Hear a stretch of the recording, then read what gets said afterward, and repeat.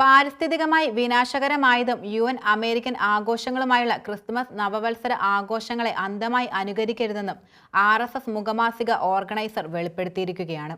തത്വചിന്താപരവും ചരിത്രപരവുമായ വേരുകളിലേക്ക് ഇറങ്ങിച്ചെന്ന് ഈ ആഘോഷങ്ങൾ ഇന്ത്യൻ സംസ്കാരത്തിനും പാരിസ്ഥിതിക്കും സൃഷ്ടിക്കാവുന്ന പ്രത്യാഘാതങ്ങളെക്കുറിച്ച് ആഴത്തിൽ ചിന്തിക്കണമെന്ന് ജനുവരി 1 ഇറങ്ങിയ RSS മുഖമാസികയിലെ മുഖപ്രസംഗം പറയുകയുണ്ടായി. ക്രിസ്തുമസ് പുതുവത്സര ആഘോഷങ്ങളുടെ വിനാശകരമായ രീതികൾ എന്ന തലക്കെട്ടിലാണ് മുഖപ്രസംഗം തയ്യാറാക്കിയത്. ക്രൈസ്തവ സഭകൾ വഴിയുണ്ടായ ആംഗ്ലോ സാക്സൺ മൂല്യങ്ങളുടെ അടിച്ചേൽപ്പിക്കലും അതിന്റെ മതപരിവർത്തന പ്രവണതകളുമാണ് ഈ ആഘോഷങ്ങൾക്ക് പിന്നിലെ മുഖ്യ ഘടകങ്ങളെന്നും പ്രഫുല്ല ഗെക്ടർ എഴുതിയ മുഖപ്രസംഗം അഭിപ്രായപ്പെടുകയുണ്ടായി.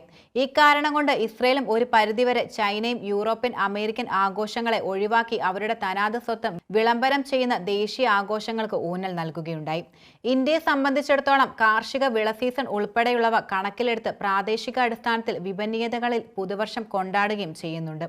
ശാസ്ത്രീയ അടിത്തറയുള്ള പഞ്ചാംഗത്തിന്റെ അടിസ്ഥാനത്തിലാണ് ഓരോ ഇന്ത്യൻ ആഘോഷവും നടക്കുന്നത്.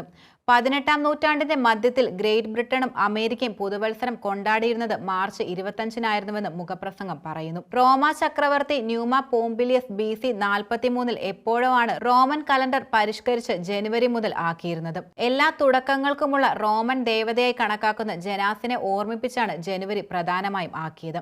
1582-ൽ പോപ്പ് ഗ്രിഗനറി 13-ാമൻ പരിഷ്കരിച്ച കലണ്ടർ പുറത്തിറക്കിയിരുന്നു.